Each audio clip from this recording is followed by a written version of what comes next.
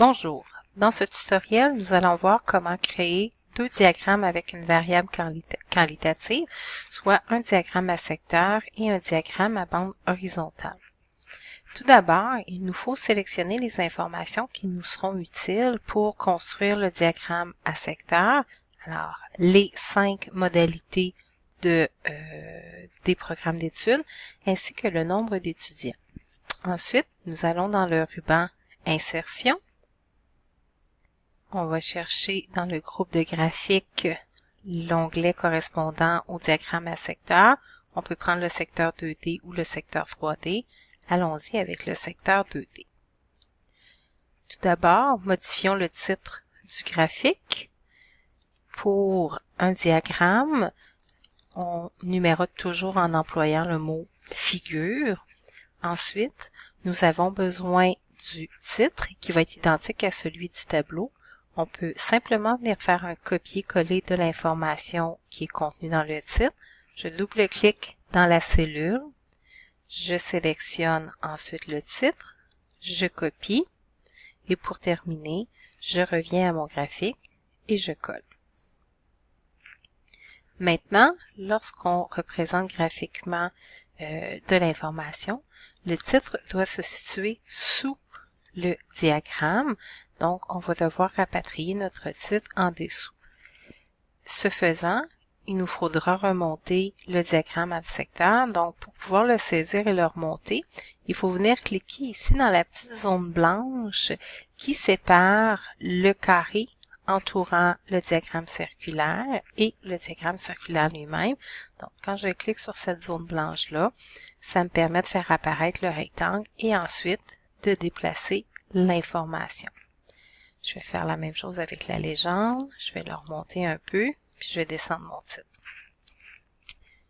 Les dimensions du titre sont un peu grosses, donc on va diminuer la taille des caractères à 12.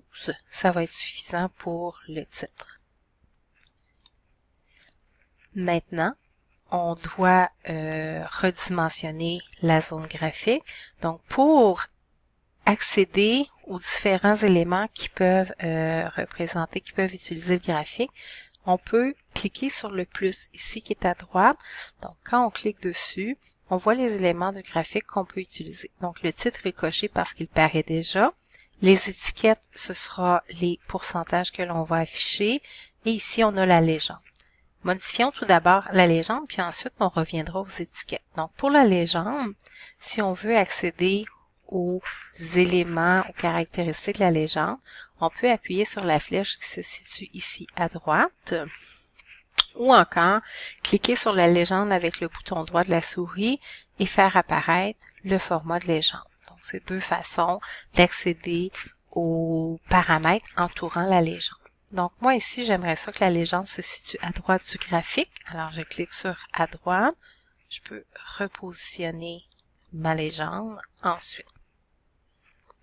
Maintenant, on va afficher les étiquettes. Tout d'abord, faisons apparaître les choix qui sont les plus fréquents. Donc, quand on appuie sur la flèche, c'est ceux-là qu'on voit. Si on clique sur barre extérieure, les chiffres vont apparaître à l'extérieur du diagramme circulaire. Si on clique sur autre option, on va faire apparaître tous les éléments en lien avec les étiquettes. Alors là, ici, étant donné qu'au départ, on avait sélectionné les fréquences, ce qu'on voit apparaître, ce sont les fréquences absolues.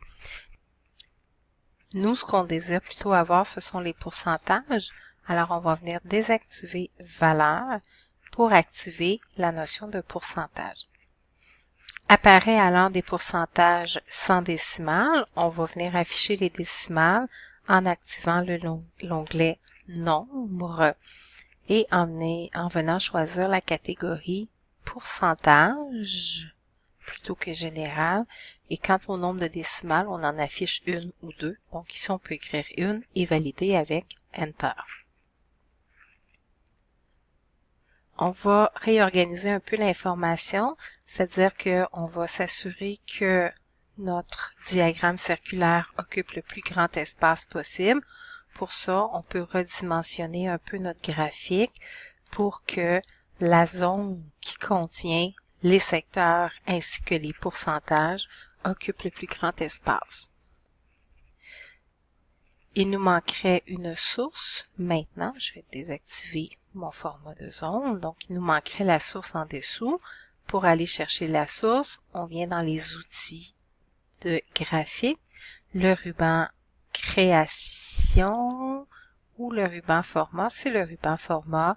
Donc, on vient chercher une zone de texte qu'on insère. Et là, on vient écrire notre source. Encore une fois, on peut la copier-coller à partir du tableau. Donc, je viens chercher Cégep La Pocatière. Je fais une copie que je colle ensuite. Je peux diminuer la taille des caractères de ma source pour qu'elle occupe un plus petit espace. Maintenant, on va changer la couleur des secteurs parce que à l'impression, si jamais on a imprimé le document, ces couleurs-là vont se ressembler toutes dans une nuance de gris. Donc, dans le ruban Création des outils graphiques, on vient chercher, on vient cliquer sur l'onglet Modifier les couleurs et là, on peut prendre une couleur, une palette de couleurs monochrome pour qu'il y ait un dégradé de couleurs allant du plus foncé au plus pâle. En terminant, il est possible parfois que l'on veuille déplacer un pourcentage parce que justement notre diagramme occupe un peu trop d'espace. Donc, en cliquant 2 fois, non pas en double-cliquant, mais on clique, on attend une seconde ou deux, on reclique une autre fois, on peut déplacer une étiquette. Il arrive parfois que l'étiquette est relativement loin. Alors, à ce moment-là, on vient dans les éléments du graphique à étiquette de données et on vient chercher ajuster.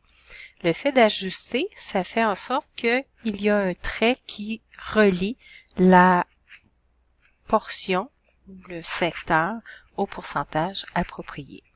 C'est ce qui termine les explications en lien avec le diagramme circulaire.